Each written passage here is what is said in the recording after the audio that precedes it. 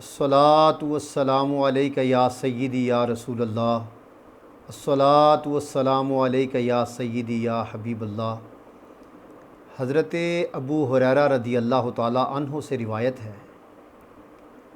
آپ فرماتے ہیں کہ نبی مکرم رسول محتشم صلی اللہ علیہ وسلم نے ارشاد فرمایا، کوئی ہے تم میں سے جو مجھ سے چند باتیں لے، اس پر خود عمل کرے یا کسی دوسرے کو پہنچائے کہ وہ خود اس پر عمل کرے۔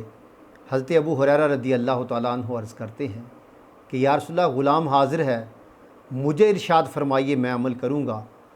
حضرت ابو ہریرہ رضی اللہ تعالیٰ عنہ فرماتے ہیں، نبی کریم صلی اللہ علیہ وسلم نے میرا ہاتھ پکڑا اور 5 چیزیں شمار کرائیں۔ پہلی بات یہ شمار کرائی، فرمایا کہ حرام سے بچ جاؤ، سب سے زیادہ عبادت گزار بن جاؤ گے۔ حرام سے بچ جاؤ، سب سے زیادہ عبادت گزار بن جاؤ گے۔ اور دوسرا نبی کریم صلی اللہ علیہ وسلم نے فرمایا، اللہ کی تقسیم پر راضی رہو۔ جو کچھ اللہ تبارک و تعالیٰ نے تمہارا مقدر کر دیا ہے، اس تقسیم پر راضی رہو، سب سے زیادہ غنی بن جاؤ گے۔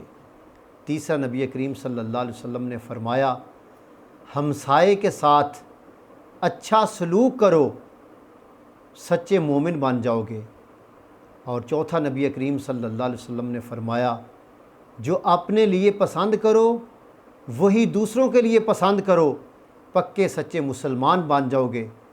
اور پانچواں نبی کریم صلی اللہ علیہ وسلم نے فرمایا، ہنسو مت، کیونکہ زیادہ ہنسی جو ہے یہ قبر میں اندھیرا لاتی ہے۔